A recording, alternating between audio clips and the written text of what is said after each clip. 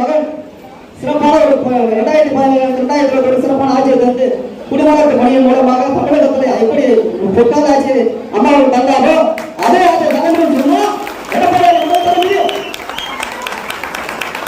அதற்கு ஒவ்வொரு தேசிய ஜனநாயக கூட்டணியில் ஒவ்வொரு உறுப்பினரும் நிர்வாகிகள் உறுப்பினர்கள் செயல்களெல்லாம் செயல்பட்டு ஒரு வெற்றி மட்டுமே காணிக்காமல் கேட்டுக்கிறார்.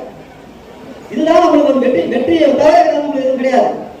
இதுதான் நீங்க யார வேணா நிறுத்துங்க, யார வேணா பண்ணுங்க, எங்க வேலை.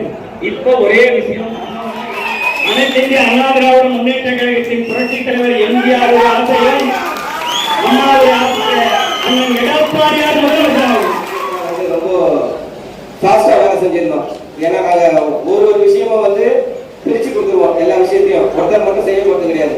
அவர் தலைமைக்கு கொடுத்தாங்கன்னா அந்த தலைமை கீழே ஒரு 50 பேராவது கீழே இருப்பாங்க.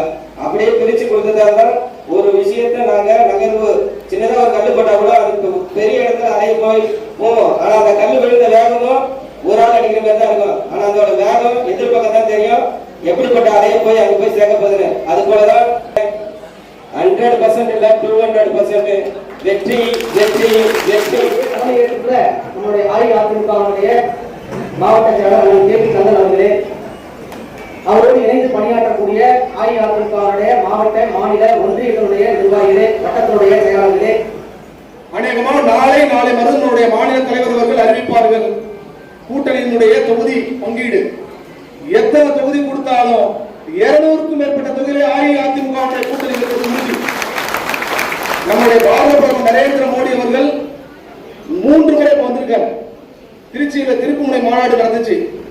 அநேகமா அடுத்த முறை சென்னையில வரும்பொழுது சோழிங்கநல்லூர் சட்டமன்ற தொகுதியினுடைய வேட்பாளர் யாராக அறிவிக்கப்பட்டாலும் வெற்றி வேட்பாளருக்கு பிரச்சாரம் செய்வதற்காக நம்முடைய பாரத பிரதமர் நரேந்திர மோடி அவர்களும் நம்முடைய மத்திய உள்துறை அமைச்சர் அமித்ஷா அவர்களும் மத்திய பாதுகாப்புத்துறை அமைச்சராக இருக்கக்கூடிய ராஜ்நாத் சிங் அவர்களும் தேசிய தலைவராக இருக்கக்கூடிய நிதின் நபில் அவர்களும் கண்டிப்பாக வருவார்கள்.